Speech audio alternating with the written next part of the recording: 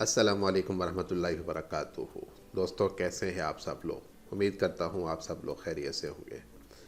دوستو کیا آپ نے کبھی سنا کہ کسی شخص نے آنکھ کے پلکوں سے کسی کے ساتھ پیغام شیئر کیا ہو؟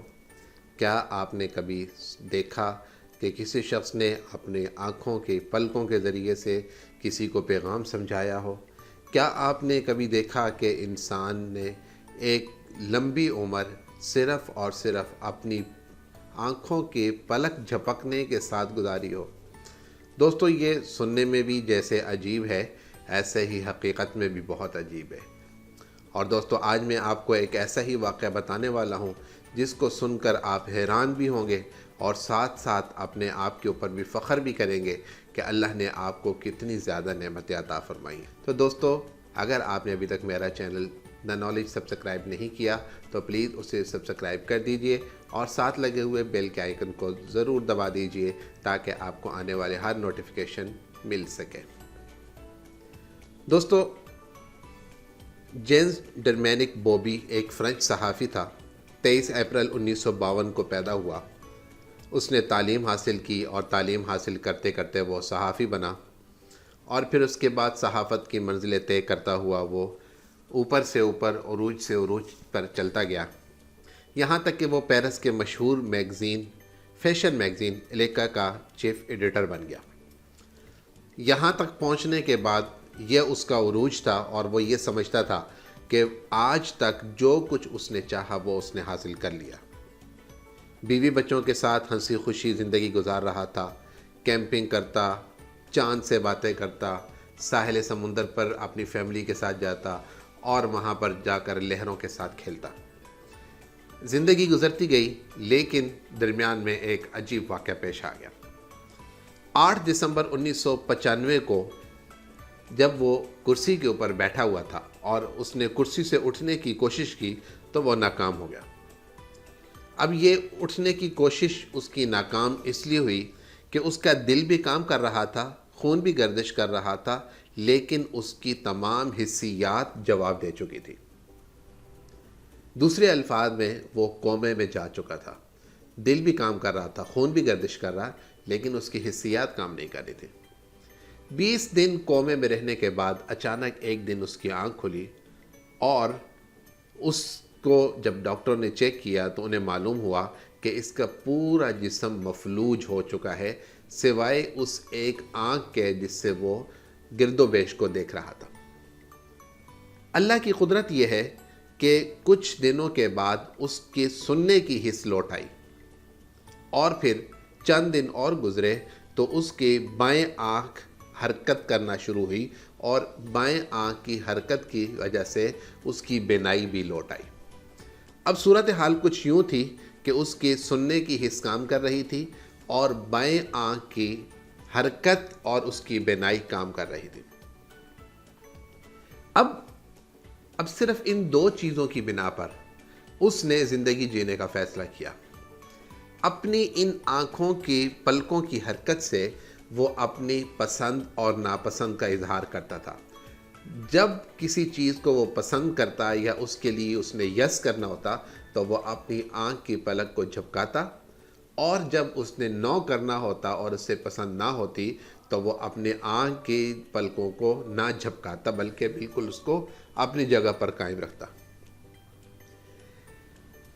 جب وہ نارمل تھا، جب وہ اس حالت میں نہیں پہنچا تھا تو اس کی خواہش تھی، اور اس کی خواہش یہ تھی کہ وہ ایک ایسی کتاب لکھے جو مشہور ہو اور رہتی دنیا تک لوگ اس کو اس کتاب کے رائٹر کے طور پر اسے جانیں اور اسے پہچانیں، لیکن وہ اپنی اس نارمل حالت والی زندگی میں یہ کام نہ کر سکا۔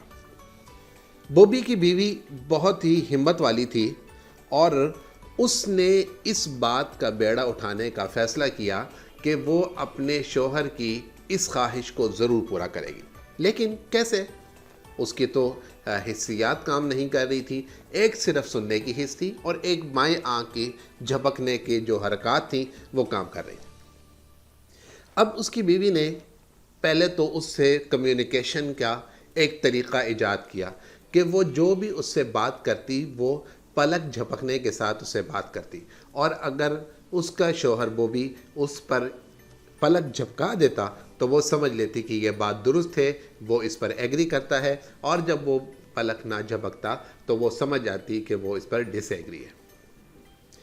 اب اس کتاب کو لکھنے کے لیے اس نے اسی کمیونیکیشن سکل کو لے کر آگے بڑھنے کی کوشش کی۔ اس کی بیوی نے ایک ٹائپ رائٹر کا بندوبست کیا اور اسے ساری صورتحال سے آگاہ کیا اور اسے کہا کہ میں ایک ایسی کتاب لکھوانا چاہتی ہوں، تو کیا آپ اس کتاب کو لکھوانے میں میری مدد کرو گے؟ چنانچہ وہ اس پر راضی ہوا اور انہوں نے روزانہ 4 گھنٹوں کی بنیاد پر اس کتاب کو لکھنے کا فیصلہ کیا۔ اب دوستو یہ بات بہت ہی عجیب ہے کہ انہوں نے کتاب کس طرح لکھوائی۔ اب کتاب اس طرح مکمل کی گئی کہ جو ٹائپ رائٹر تھا وہ A to Z حروف تہجی بولتا تھا، A B C D E F G H، اس طرح وہ الفاظ بولتا تھا، حرف بولتا تھا، اور بوبی کی بیوی اس بوبی کے آنکھ کی حرکت کو دیکھتی رہتی کہ کس پر وہ آنکھ جھپکے گا اور کس پر وہ آنکھ نہیں جھپکے گا۔ جس پر وہ آنکھ جھپکتا اس کو وہ لکھ لیتے، اور جس پر وہ اس کی آنکھ نہ جھپکتی اس حرف کو نہ لکھتے۔ اس طرح روزانہ 4 گھنٹوں کی بنیاد پر یہ کام چلتا رہا، اور 1 سال کے بعد انہوں نے یہ کتاب مکمل کر لی جو A to Z حروف تہجی کی بنیاد پر لکھی گئی۔ 6 مارچ 1997 کو یہ کتاب شائع ہوئی، اور کتاب شائع ہونے کے بعد جب کتاب خرید کر اس کی بیوی اپنے شوہر کو بوبی کو دکھانے کے لیے لے کر آئی تو وہ بہت خوش تھی، اور اس نے اس کتاب کو آ کر بوبی کے کمرے میں آ کر کہا کہ بوبی تم کامیاب ہو گئے۔ جب اس نے وہ کتاب اس کے سامنے کی تو بوبی کی آنکھوں کی جو پلکوں کی حرکت تھی وہ تیز ہو گئی، تیزی سے حرکت کرنا شروع کر دی۔ تو اس کی بیوی نے یہ سمجھا کہ اس کو خوشی ہوئی، اور اس خوشی کا اظہار جیسے تالیاں بجائی جاتی ہیں ایسے ہی اس نے اس آنکھوں کی حرکتوں سے یہ ظاہر کیا۔ چنانچہ اس کے ساتھ اس کی بیوی نے بھی تالیاں بجائیں اور دونوں نے مل کر اس کو انجوائے کیا۔ لیکن ہوا کیا؟ ہوا یوں کہ انہی تالیوں کی گونج میں اور انہی پلک جھپکانے کے دوران اس کی روح پرواز کر گئی۔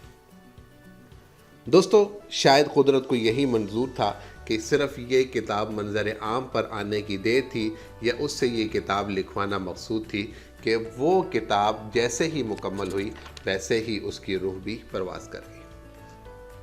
بوبی نے یہ بات ثابت کی کہ اگر انسان میں ہمت ہو تو ایک پلک سے کام لیا جا سکتا ہے، اور ایک پلک کو لے کر پوری زندگی کو جیا جا سکتا ہے۔ تو دوستو آج آپ اپنا تقابل کیجئے، آپ دیکھیے کہ اللہ نے آپ کو کتنی نعمتیں دی۔ آپ کو دیکھنے کی حس تھی، آپ کو سننے کی حس تھی، آپ کو چکھنے کی حس تھی، آپ کو محسوس کرنے کی حس تھی، آپ کو زبان دی، کان دیے، ہر جسم کے ہر عضو کو لے کر اگر آپ سوچنا شروع کر دیں تو دوستو آپ حیران رہ جائیں گے کہ کروڑوں نعمتیں ہیں جو اللہ تعالیٰ نے آپ کو عطا فرمائی۔ لیکن اللہ نے یہ نعمتیں دینے کے بعد صرف اور صرف ایک چھوٹا سا مطالبہ آپ سے رکھا، اور اللہ نے فرمایا کہ تم ان نعمتوں پر میرا شکر ادا کرو۔ لَإِن شَكَرْتُمْ لَأَزِيدَنَّكُمْ، اگر تم میرا شکر ادا کرو گے تو میں تمہیں مزید بھی دوں گا۔